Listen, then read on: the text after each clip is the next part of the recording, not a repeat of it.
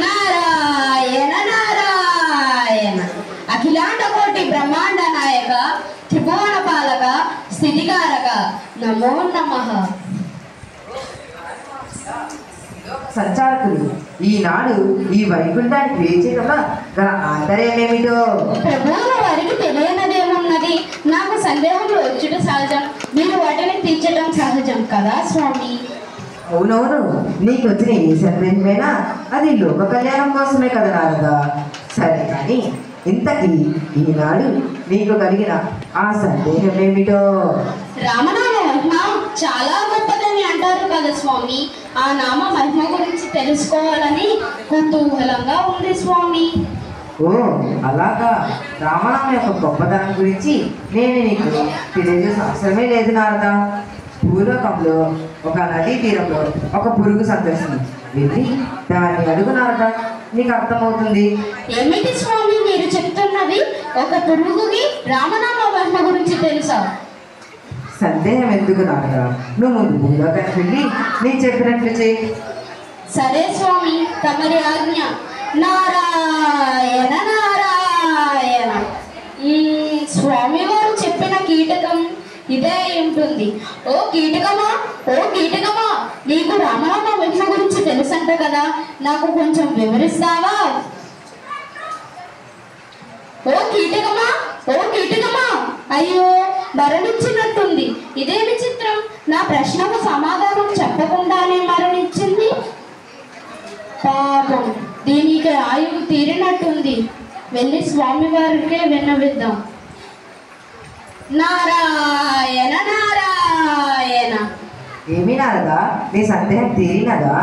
ఏమి తీరడం స్వామి, మీరు చెప్పినట్లుగానే ఆ భూలోకానికి వెళ్ళి ఆ కీటకాన్ని గుర్తించి మీరు అడగమన్నట్లుగానే అడిగాను. ఏమైంది, సమాధానం చెప్పిందా? లేదు స్వామి, నా ప్రశ్నకు సమాధానం చెప్పకుండానే మరణించింది. అయ్యో పాపం, దాని అయ్యో తిట్టినట్టు. పోనీ ఒక పని చే, ఒక అడవిలో ఒక చెట్టు మీద ఒక చిలుక ఉంది, వెళ్ళి దాన్ని అడుగునారదా.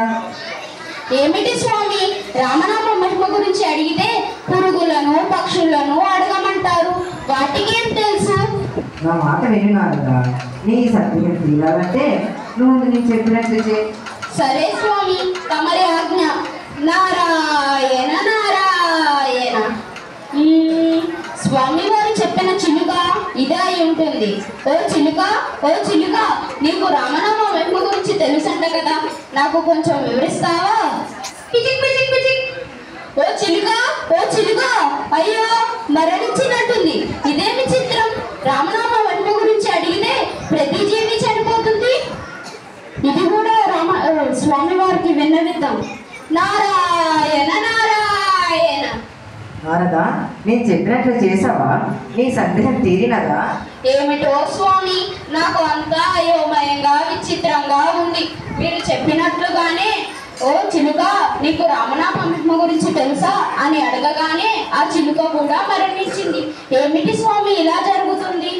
అయ్యో పాపం, దాని అయ్యో తీరినట్టుంది. అది వదిలే కానీ ఈసారి ఒక బ్రాహ్మణుడిలో ఒక గోవు ఇప్పుడే దూడపోతుంది, వెళ్ళి ఆ పుట్టిన దూడను అడుగునారదా. స్వామి, ఈసారి ఆ దూడ కూడా మరణిస్తే నాకు గోహత్య పాతకం చుట్టుకుంటుంది స్వామి, నేను వెళ్ళను స్వామి.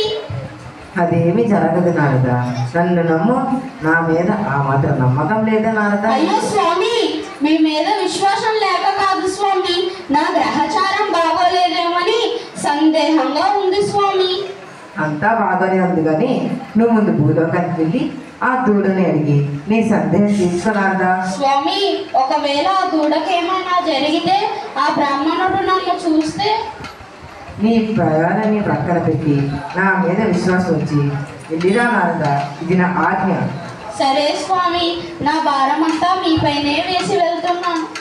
నారాయణ నారాయణ.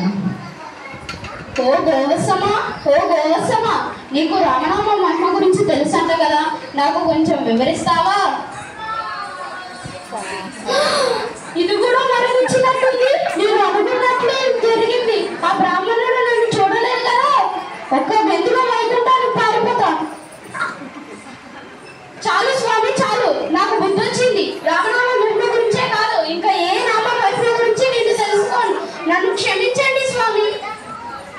ఏమి జరిగింది నారద?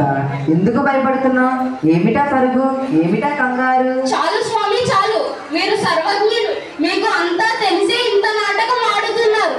నేను వెళ్ళను అన్నా కూడా నన్ను బలవంతంగా పంపారు. ఏం జరిగింది? నేను ఊహించినట్లే ఆ దూడ కూడా మరణించింది. రామనామ మహిమ అంటే ఇదేనా స్వామి? నా బుర్ర తిరిగిపోతుంది స్వామి. నాకు సెలవు ఇప్పించండి స్వామి. లే నారద లే, ఈ మాత్రానికే కంగారు పడితే ఎలా? ఇప్పుడు ఏం ప్రమాదం జరగలేదు కదా. ఇంక ఇదే ఆఖరిసారి. భూలోకంలో ఒక చక్రవర్తికి లేక లేక ఒక కుమారుడు జన్మించాడు. ఆ రాజు ఎంతో ఆనందంతో ఉత్సవం జరుపుకుంటాడు. వెళ్ళి ఆ పుట్టిన బిడ్డను అడుగుతున్నారట. స్వామి, నా ప్రాణాలు ఆ చక్రవర్తితోనే ముడిపెట్టారా? ఈసారి ఆ పుట్టిన బిడ్డగాని మరణిస్తే నన్ను మహర్షి అని చూడకుండా నా తల తీయిస్తాడు స్వామి. ఎందుకు స్వామి నా జీవితంతో ఇలా ఆడుకుంటున్నారు? ఏమీ జరగదు నాయన, నేను నీకు అభయం ఇస్తున్నాను. నువ్వు అనుకున్నట్టు ఏమీ జరగదు, అంతా శుభం జరుగుతుంది. సందేహం తప్పక లభిస్తుంది. వెళ్ళినా నారద. సరే స్వామి, నిండా మునిగిన వాడికి చలేమిటి? నీవే నాకు దయ. నారాయణ నారాయణ. స్వామి, ఈ దీనుడిపై ఒక కన్నేసి ఉంచండి స్వామి.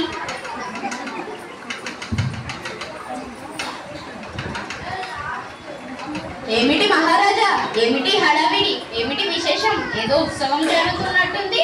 నారద మునీంద్రులకు నమస్కారం. తలవని తలంపుగా కలిగిన మీ రాక మమ్మల్ని ఎంతో ఆనంద పరవశులు చేసింది.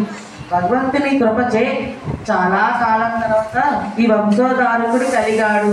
మీ అమృతాస్తాలతో ఈ బిడ్డను ఆశీర్వదించండి స్వామి.